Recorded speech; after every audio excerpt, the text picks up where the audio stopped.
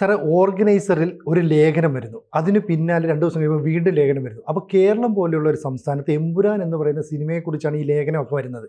അപ്പം ഈ സിനിമയ്ക്ക് വലിയ ഡാമേജ് ഉണ്ടായപ്പോൾ പുതിയ PR-ഉമായിട്ട് ഇറങ്ങിയിട്ട് കണക്കിലൊക്കെ വലിയ വ്യത്യാസം ഉണ്ടാകുന്നു, എമ്പുരാന് വലിയ ലാഭം ഉണ്ടാകുന്നു എന്ന് പറയുന്നു. ഇപ്പോൾ RSSൻ്റെ തന്നെ മുതിർന്ന നേതാക്കൾ, തലപ്പത്തുള്ളവർ ചിലർ പറയുകയാണ് ഇതെങ്ങനെയാണ്, നേരത്തെ ബുക്ക് ചെയ്ത തിയേറ്ററുകളിൽ പിന്നെ ആ കസേരയുടെ മുകളിൽ വീണ്ടും കസേരയിട്ട് അതിൻ്റെ മുകളിൽ കസേരയിട്ട് ആളിനെ ഇരുത്തുമോ? അപ്പോൾ നേരത്തെ ബുക്ക് ചെയ്ത ക്യാഷിലേ കിട്ടുള്ളൂ. അപ്പോൾ വീണ്ടും ഇത് ലാഭമാണെന്ന് വരുത്തി തീർക്കുന്ന ഈ കള്ളക്കണക്ക് എന്താ അവർ ഉദ്ദേശിക്കുന്നത്? 2 കാര്യമാണ് സിനുജി ചോദിച്ചിരിക്കുന്നത്.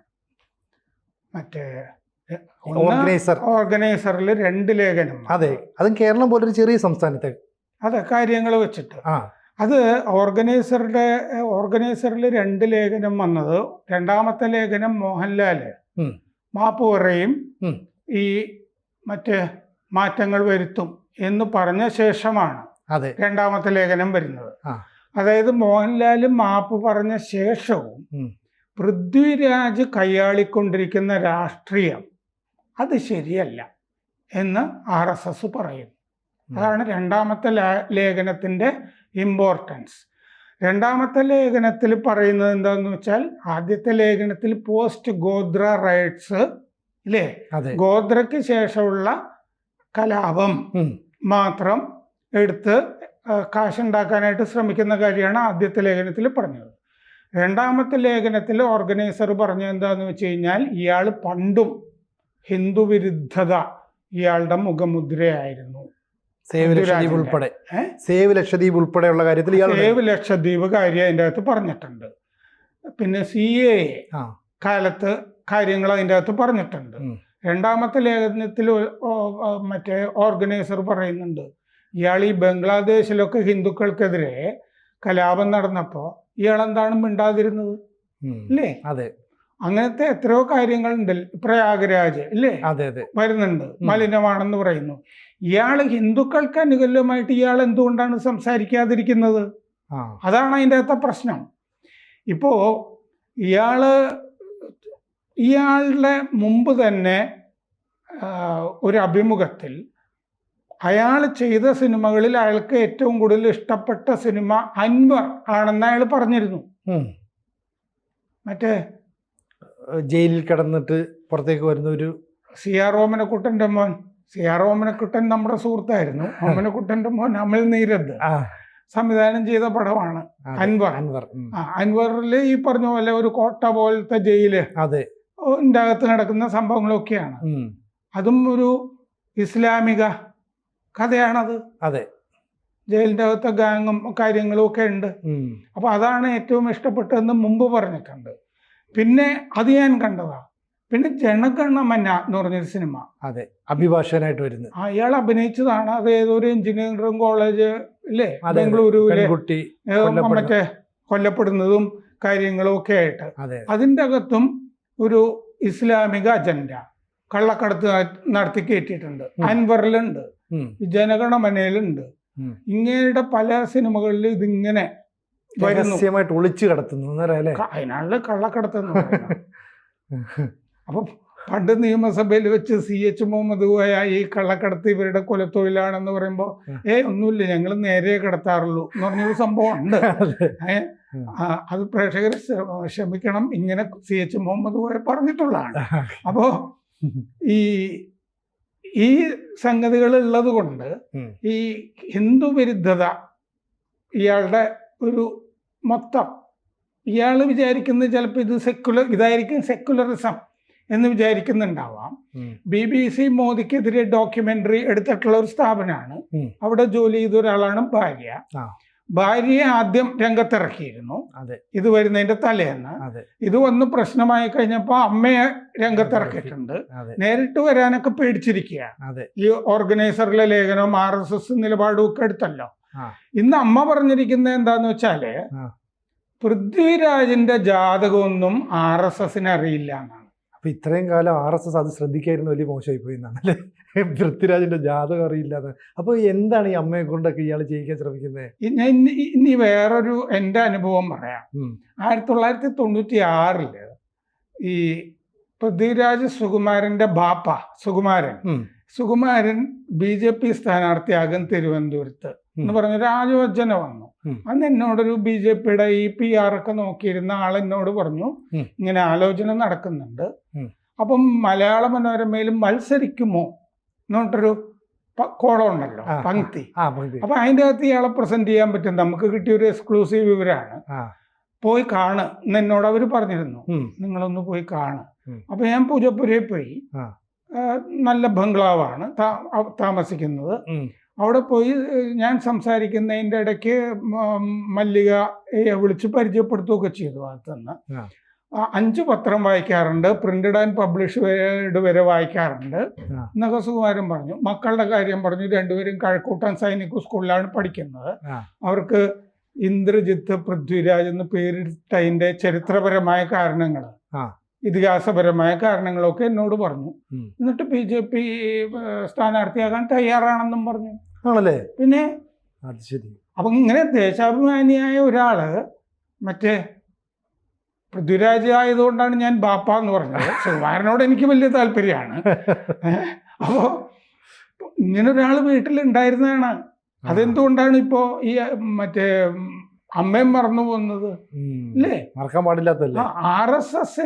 RSSന് പൃഥ്വിരാജിന്റെ ജാതകം അറിയില്ലെന്ന് ഓർഗനൈസർ എഴുതിയിട്ടുണ്ടെങ്കിൽ അത് ഇവിടുന്നൊക്കെ ഏതെങ്കിലും പത്രപ്രവർത്തകർ പറഞ്ഞു കൊടുത്തതായിരിക്കുന്നു. അവര് പറയുക ഈ RSS എന്ന് പറഞ്ഞാൽ എന്താന്നുള്ളത് ഈ അമ്മയ്ക്ക് വല്ല വിവരമുണ്ടോ? ഏറ്റവും കൂടുതൽ ശാഖ ഉത്തർപ്രദേശ് കഴിഞ്ഞാലുള്ള സ്ഥലമാണ് കേരളം, അല്ലേ? അതെ. അത് ശതാബ്ദിയിലേക്ക് കിടക്കുകയാണ്. RSS സംഘടിപ്പിക്കാനുള്ള കാരണങ്ങളിൽ ഒന്ന് 1921 മലബാറിൽ നടന്ന ഹിന്ദുക്കൾക്കെതിരെ നടന്ന മാപ്പിള ലഹളയാണ്. അത് കഴിഞ്ഞ് മൂഞ്ചെ എന്ന് പറഞ്ഞ ആള് വന്ന് പിന്നെ നാഗ്പൂരിലൊക്കെ പോയി സംസാരിച്ച് അങ്ങനെയാണ്. അതിനു മുമ്പ് സവർക്കർ മാപ്പിള എന്ന് പറഞ്ഞ പേരിൽ ഒരു നോവലും എഴുതി. ഇവിടുത്തെ അദ്ദേഹത്തിന്റെ ഒരു നോവലേ ഉള്ളൂ, അതിതാ വിഷയം. അന്ന് തന്നെ എഴുതിയിട്ടുണ്ട് 1923 തന്നെ. അപ്പോൾ ഈ ഗർഭിണിയെ മറ്റേ കുത്തി എന്നൊക്കെ പറഞ്ഞിട്ട് ഗുജറാത്തിനെ പറ്റിയിട്ട് കഥ പറയുന്നില്ലേ? C. ഗോപാലൻ നായർ ഡെപ്യൂട്ടി കളക്ടറായിരുന്നു മലബാറില്, ചേറ്റൂർ ശങ്കരൻ നായരുടെ സഹോദരൻ. C. ഗോപാലൻ നായർ മാപ്പിള ലഹളയെ പറ്റി ഇംഗ്ലീഷിൽ എഴുതിയ പുസ്തകം ഞാൻ മലയാളത്തിൽ പരിഭാഷ ചെയ്തിട്ടുണ്ട്. ഈ മാപ്പിള ലഹളക്കാലത്ത് ഓരോ ദിവസവും നടന്ന സംഭവങ്ങൾ പറഞ്ഞിട്ടുണ്ട്. അതിൽ ഗർഭിണികളെ കുത്തി ഭ്രൂണത്തിനെ പോലും നശിപ്പിക്കുന്ന സംഭവമൊക്കെ 1924 മലബാറിൽ നടന്നിട്ടുള്ളതാണ്. അതാണ് എനിക്ക് അത്തരം കാര്യങ്ങൾ പറയുമ്പോൾ പ്രത്യേകിച്ച് ഫ്രഷ്നെസ് ഒന്നും തോന്നാത്തത്. ഇതൊക്കെ ഇവിടെ നടന്നിട്ടുള്ളതാണല്ലോ. പിന്നെ 1946 പ്രത്യക്ഷ സമരദിനം 1946 ഓഗസ്റ്റ് 16 മുതൽ 4 ദിവസം ഹിന്ദുക്കൾക്കെതിരെ വംശഹത്യ നടന്നു. കൽക്കട്ടയിൽ 10,000 പേര് കൊല്ലപ്പെട്ടു. അവിടെ ഗോപാൽ മുഖർജി എന്ന് പറഞ്ഞിട്ട് അത്യാവശ്യം ഒരു സംഘം ഉണ്ടായിരുന്ന ആള് ആണ് അതിനെ പ്രതിരോധിച്ചത്. അത്യാവശ്യം വേണമെങ്കിൽ ഒരു തെമ്മാടി എന്നൊക്കെ വിളിക്കാവുന്ന തരത്തിലുള്ള ഒരാളായിരുന്നു. വിധവകളെ സംരക്ഷിക്കുക, ഒരുപാട് പേർക്ക് അഭയം കൊടുക്കുക. മുസ്ലിം ലീഗ് മുഖ്യമന്ത്രി ഷഹീദ് സുഹ്രവർദിയാണ് അവിടെ ഭരിച്ചിരുന്നത്. മുസ്ലിങ്ങൾക്കാണല്ലോ കൽക്കട്ടയിൽ ഭൂരിപക്ഷം അന്ന്. അപ്പോ മറ്റേ ഷഹീദ് സുഹ്രവർദി ബ്രിട്ടീഷ് പോലീസാണെന്നുള്ളത്. പോലീസ് കൺട്രോൾ റൂമിൽ പോയി നിന്നിട്ട് അവരെ നയിച്ചത് ഈ സുഹ്രവർദിയാണെന്ന് മറ്റേ ചരിത്രത്തിലുണ്ട്. നിങ്ങൾ തടയണ്ട, മുസ്ലിം ലീഗുകാർ ആയുധമെടുത്താൽ ഞാൻ തടയില്ല എന്ന് അയാൾ നേരത്തെ പറഞ്ഞിരുന്നു. എന്നിട്ട് ഈ പ്രത്യക്ഷ 16-ാം തീയതി തുടങ്ങുകയാണ്. ഒരു 20-ാം തീയതി ആയപ്പോൾ ഷഹീദ് സുഹ്രവർദിക്കും ഇവർക്ക് ബംഗാളും കൂടി കൽക്കട്ടയും ഒക്കെ പാകിസ്ഥാന്റെ ഭാഗമാക്കണം എന്നുണ്ടായിരുന്നു. 20-ാം തീയതി ആയപ്പോൾ ഹിന്ദുക്കളുടെ പ്രതിരോധം ഈ ഗോപാൽ മുഖർജിയുടെ നേതൃത്വത്തിൽ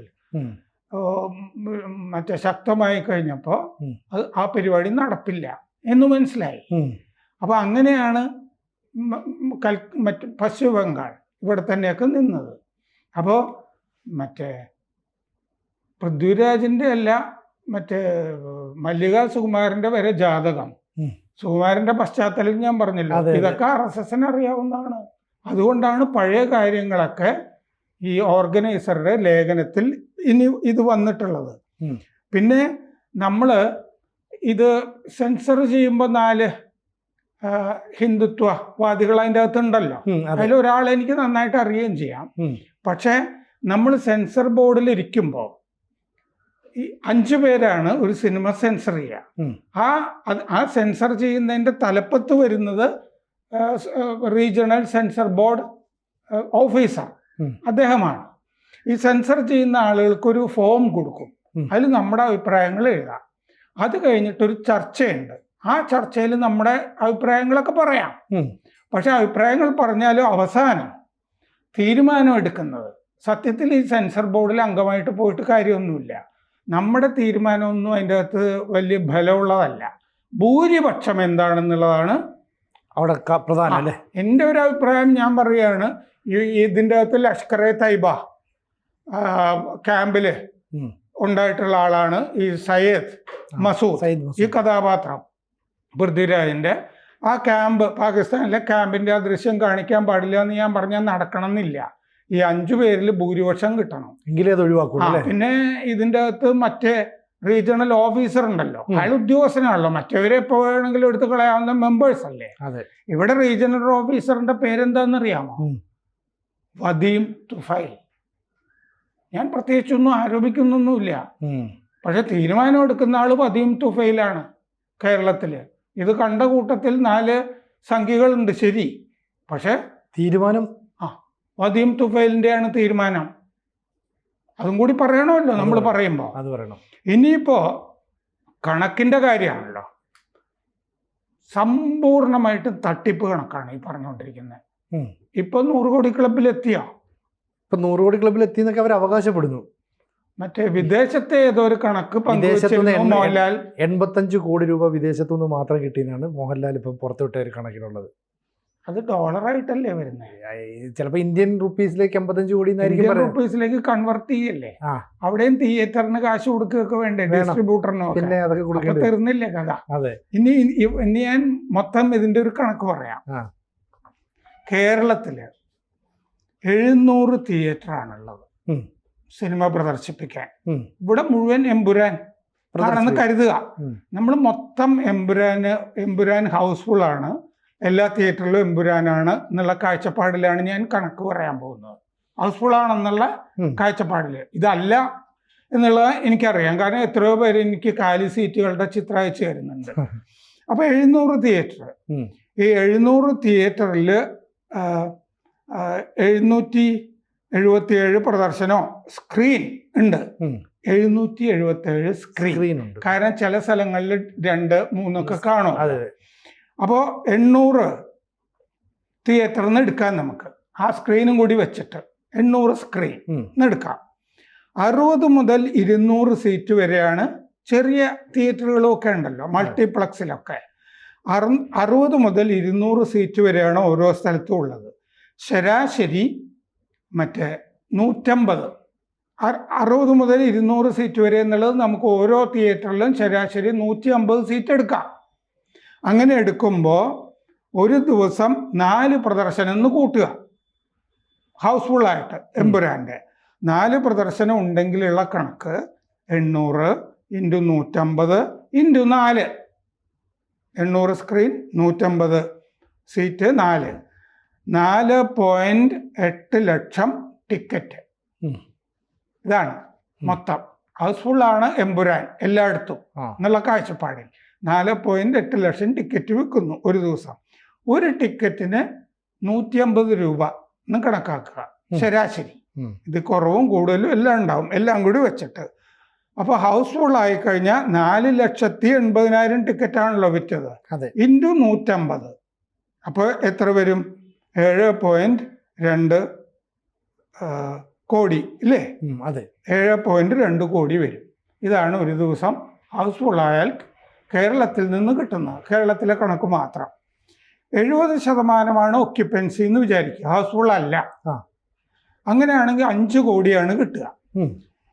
ഈ 5 കോടിയിൽ നിന്ന് തിയേറ്ററിന് കൊടുക്കുന്ന കാശ് തുടങ്ങിയ പല സാധനം തട്ടിക്കിഴിച്ചാൽ നിർമ്മാതാവിന് കിട്ടുന്നത് 2.5 കോടി മുതൽ 3.5 കോടി വരെയാണ്. ഹൗസ്ഫുൾ ആണെങ്കിൽ ഒരു ദിവസം 25 ദിവസം ഓടിയാലാണ് ഹൗസ്ഫുൾ ആയാൽ 50 കോടി കിട്ടുക. ഈ രീതിയിൽ 25 ദിവസം ഓടണം. 25 ദിവസം ഓടിയാലേ എമ്പുരാൻ 50 കോടിയിലേക്ക് 50 കോടിയിൽ എത്തുള്ളൂ. അപ്പൊ ഈ പറയുന്ന കണക്കിലൊക്കെ തന്നെ കൃത്രിമത്വമാണ്, പച്ചക്കള്ളമാണ്. അത് സുരേഷ് കുമാറിനോട് ചോദിച്ചാൽ അറിയില്ലേ കൃത്യമായിട്ട്? സുരേഷ് കുമാർ പറഞ്ഞിടത്തല്ലേ കാര്യങ്ങൾ വന്ന് നിൽക്കുന്നത്. അതെ അല്ലേ? അതെ. അപ്പോൾ 50 കോടി 25 ദിവസം ഓടിയാൽ നിർമ്മാതാവിന് കിട്ടും. കേരളത്തിന്റെ കാര്യം മാത്രം. 30 ദിവസം ഓടിയാൽ 60 മുതൽ 75 കോടി വരെ ഹൗസ്ഫുള്ളായിട്ട് ഓടണം. അതിന് വളരെ സാധ്യത കുറവാണ് എമ്പുരാന്റെ കാര്യത്തിൽ. ഹൈപ്പ് പറയാം, PR പറയാം. വേറെ ഓൺലൈൻ മാധ്യമങ്ങൾ, ഒരു ഓൺലൈൻ മാധ്യമം 10 മിനിറ്റ് കൂടുമ്പോൾ 10 മിനിറ്റ് കൂടുമ്പോൾ മറ്റേ വീഡിയോ ചെയ്യുന്നുണ്ട്. ആദ്യം തിരിച്ചു പറഞ്ഞിരുന്നത് പിന്നെ പ്ലേറ്റ് മാറ്റിയതാ. അങ്ങനെയൊക്കെ ഉണ്ട്. അപ്പോൾ 3 ദിവസം ഹൗസ്ഫുൾ ആയാൽ നിർമ്മാതാവിന് ആകെ കിട്ടുന്നത് 10 കോടി രൂപയാണ് 3 ദിവസം. അപ്പോൾ ഇതാണ് ഇതിൻ്റെ കണക്ക്. 25 ദിവസം ഓടിയാൽ 50 കോടി യാഥാർത്ഥ്യ ബോധത്തോടുകൂടിയുള്ള കണക്കാണ്. ഇതിനകത്ത് കേരളത്തിലെ ഈ എല്ലാ സ്ഥലത്തും കൂടി ഓടിയാലാണ് 30 ദിവസം കൊണ്ട്. കേരളത്തിന്റെ പുറത്തെ കണക്കും കൂടി എടുക്കുന്നുണ്ട് ഞാൻ അവിടെ. എല്ലാ സ്ഥലത്തും കൂടി 30 ദിവസം ഓടിയാൽ 60 മുതൽ 75 കോടി വരെ കിട്ടും. ഇപ്പൊ ഇതിനകത്ത് തന്നെ RSSന്റെ ഒരു മുതിർന്ന നേതാവ് പറഞ്ഞത്, നിലവിൽ ഇങ്ങനെ സാറ് പറയുന്ന അനുസരിച്ച് ഈ സീറ്റുകൾ ഇത്ര രൂപയിലേ കിട്ടുള്ളൂ. ഇനി ഫുൾ ഒക്യുപ്പൈഡ് ആണെങ്കിൽ പോലും ഇത്ര രൂപയാണ് കിട്ടുന്നതെങ്കിൽ അതിനപ്പുറത്തേക്ക് പണം കിട്ടിയെന്നൊരു കണക്ക് വരുന്നു. അങ്ങനെയാണെങ്കിൽ നിലവിലൊരു തിയേറ്ററിൽ ഒരു സീറ്റ് ഉണ്ടെങ്കിൽ ആ സീറ്റിൽ ഒരാൾ ഇരുന്നിട്ട് അതിന്റെ മുകളിൽ വേറൊരു സീറ്റ് ഇട്ട് അതിന്റെ മുകളിൽ ഒരാളിനെ ഇരുത്തി അങ്ങനെയാണ്. സാധാരണ ഒരു ബൈക്കിൽ പോകുമ്പോ പില്ലിയൻ റൈഡർ ഉണ്ടാവില്ലേ ഒരാൾ പുറകില്, നടുക്ക് 2 കുട്ടികളെയും കൂടി ഇരുത്തണ്ടേ? അങ്ങനെ ബൈക്കിൽ 4 പേരായില്ലേ?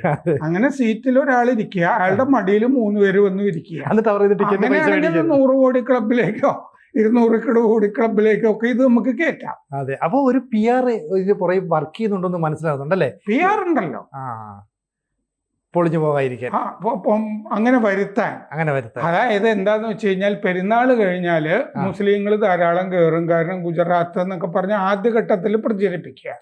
ആദ്യഘട്ടത്തിൽ സംഘികൾ കയറും. അപ്പൊ സംഖ്യകളെ കൊണ്ട് ഹൗസ്ഫുള്ളായി. പിന്നെ പെരുന്നാൾ വരികയാണ്. പെരുന്നാൾ കഴിയുമ്പോൾ മറ്റവരുടെ മഹാപ്രവാഹമായിരിക്കും. അങ്ങനെ 2 പേരുടെ നിന്ന് നമുക്ക് കാശിസ്കാം എന്ന് പൃഥ്വിരാജ് വിചാരിച്ചതായിട്ടാണല്ലോ പറയുന്നത്. ബുദ്ധിക്ക് കുറവൊന്നുമില്ലല്ലോ ഇങ്ങനെ കളിച്ചു കഴിഞ്ഞാൽ. ഇങ്ങനെ പല ആളുകളും പ്രച്ഛന്ന വേഷം കളിക്കാറുണ്ടല്ലോ. അപ്പോൾ അങ്ങനെ ഒരു വിശ്വാസമാണ് നയിക്കുന്നത്. എത്ര പേര് റദ്ദാക്കിയിരിക്കുന്നു. എൻ്റെ വീട്ടിൽ എൻ്റെ കുട്ടികൾ പോകാനുള്ള കാര്യം എന്താന്ന് വെച്ച് കഴിഞ്ഞാല്, മുൻകൂട്ടി റിസർവ് ചെയ്താൽ പിന്നെ അത് ക്യാൻസൽ ചെയ്യാൻ പറ്റാത്ത സെൻട്രൽ മാളില്ലേ, അവിടുത്തെ ഐമാക്സ് ഇല്ലേ, ഐമാക്സ് തിയേറ്റർ ആയിരുന്നു, ക്യാൻസൽ ചെയ്യാൻ പറ്റില്ലായിരുന്നു. ഇപ്പൊ ഇത് കേട്ടറിഞ്ഞ് ഈ സംഗതി മുഴുവൻ പച്ചക്കള്ളമാണ്. ഒന്നാമത് ഇത് ആത്മാവില്ലാത്ത പടമാണെന്നേ.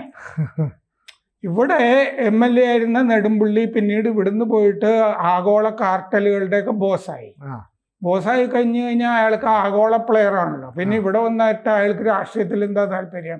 അപ്പൊ ഇവിടുത്തെ UDF ഇല്ലേ, UDFന്റെ മുഖ്യമന്ത്രിയായിട്ടുള്ള ടോവിനോ തോമസ്, അയാള് BJPയുമായിട്ട് കൂട്ടുചേരുകയാണ്. അപ്പൊ ഇവനെ പിടിച്ച് പുറത്താക്കണം. ആ BJPക്കാരൻ എന്ന് പറഞ്ഞാൽ നേരത്തെ മറ്റേ പൃഥ്വിരാജിന്റെ കുടുംബത്തിനെ ഗുജറാത്തിലെ നശിപ്പിച്ച ആളാണ് ആ BJPക്കാരൻ. അതുകൊണ്ട് അവനെയും കൊല്ലണം. ഇതാണ് ഈ ചുരുക്കത്തിൽ ഈ സിനിമ. എന്താണ് ഇത്? ഇതിന് എവിടെയാണ് ആത്മാവുള്ളത്? ഇല്ലേ? അപ്പൊ ഇപ്പുറത്ത് മഞ്ജു വാര്യർ നിൽക്കുന്നുണ്ട്, UDFന്റെ നേതാവായിട്ട്. അവര് മറ്റേ പ്രസംഗിച്ചുകൊണ്ടിരിക്കുമ്പോ തന്നെ NIA കാറിലൊക്കെ വന്നിട്ടേ, ചീറിപ്പായുന്ന കാറുകളിലൊക്കെ വന്നിട്ട് NIA പിടിച്ചുകൊണ്ട് പോകുന്നുണ്ട്. സാമ്പത്തിക കേസിലാണെങ്കിൽ സാമ്പത്തിക കേസോ മറ്റോ ആണ് അവരുടെ മേൽ ചുമത്തിയിരിക്കുന്നതെന്നാ പറയുന്നത്. അങ്ങനെയാണെങ്കിൽ ED അല്ലേ വരേണ്ടത്? NIA വരുന്ന രാജ്യദ്രോഹ കുറ്റത്തിലല്ലേ? അപ്പൊ ചുരുക്കം പറഞ്ഞാൽ ഈ മേക്കിങ്ങിലൊക്കെ ബാക്കി എല്ലായിടത്തും വേറെ പേരുകൾ ഒക്കെ ഉണ്ട്. പേരിന് എന്തോ NIA കറക്റ്റാണ്, അതിന്റെ സിമ്പിളും കറക്റ്റാണ്, എല്ലാം കറക്റ്റാണ്. അപ്പൊ കംപ്ലീറ്റ് ഇസ്ലാമിസ്റ്റുകളെ തൃപ്തിപ്പെടുത്തി മറ്റേ ഇവരെയൊക്കെ പിടിച്ചുകൊണ്ട് പോകുന്നൊക്കെ SDPI അല്ലേ? മറ്റേ പോപ്പുലർ ഫ്രണ്ട്. അപ്പൊ ചുരുക്കം പറഞ്ഞു കഴിഞ്ഞാൽ ഈ ഓർഗനൈസറിൽ 2 ലേഖനം വരുന്നാൽ അതിന്റെ പൊളിറ്റിക്കൽ ഇമ്പാക്ട് എന്താണെന്ന് കൃത്യമായിട്ട് മനസ്സിലാകേണ്ടവർക്ക് മനസ്സിലായി അല്ലേ? പിന്നല്ലാതെ അത് ഇനി കേരളത്തിൽ ആർക്കെങ്കിലും സംഘികൾക്കോ BJPക്കാർക്കോ മനസ്സിലായിട്ടില്ല എങ്കിൽ അവരും മനസ്സിലാക്കട്ടെ എന്ന് ഓർഗനൈസർ കൈകാര്യം ചെയ്യുന്ന നേതൃത്വം ഉണ്ടല്ലോ, ദേശീയ നേതൃത്വം. മാത്രമല്ല മോദി ഇന്നലെ പോയില്ലേ മോദി നാഗ്പൂരിൽ പോയില്ലേ? പോയിരുന്നു. മോദി എന്താണ് പറഞ്ഞത്? അനശ്വര സംസ്കൃതിയുടെ വടവർഷമാണ് RSS എന്നാണ് പറഞ്ഞത്. പൃഥ്വിരാജിന്റെ അമ്മയും അറിയേണ്ടതാണ്. ഇന്ത്യയുടെ പ്രധാനമന്ത്രി പറഞ്ഞതാണ്, അനശ്വര സംസ്കൃതിയുടെ ആധുനികതയുടെ വടവൃക്ഷമാണ് RSS. കോടിക്കണക്കിന് സ്വയം സേവകർ അതിൻ്റെ ശാഖകളും അതിൻ്റെ തടിയും ഒക്കെയാണ് ഈ വടവൃക്ഷത്തിൻ്റെ. സ്വാർത്ഥതയില്ലാത്ത രാഷ്ട്ര സേവനമാണ്, സമർപ്പണമാണ് അവരുടേത്. ഇതാണ് RSS. ഈ RSSന് ഇവിടെ ജീവിക്കുന്ന സകലരുടെയും ജാതകമറിയാം എഴുതിയിട്ടുണ്ടെങ്കിൽ, അല്ലെങ്കിൽ അവരുടെ ആധാർ കാർഡും എല്ലാ കാര്യങ്ങളും ഒക്കെ അറിയാം. എവിടെ നിന്ന് വന്നു, എങ്ങനെ വന്നു, ആരൊക്കെയാണ്, എങ്ങനെ ഉണ്ടായി, ഇപ്പോൾ എവിടെ നിന്നാണ് ഫണ്ട്, ഇതിനെപ്പറ്റിയൊക്കെ കൃത്യമായ ബോധമുണ്ട്. ദുബായിലുള്ള ഗോൾസിനെ പറ്റിയും RSSന് നല്ല വിവരമുണ്ട്. കൂടുതൽ വാർത്തകളും വിശേഷങ്ങളും നിങ്ങളിലേക്ക് എത്താൻ ABC മലയാളം സബ്സ്ക്രൈബ് ചെയ്യുക, ബെൽ ബട്ടണും അമർത്തുക.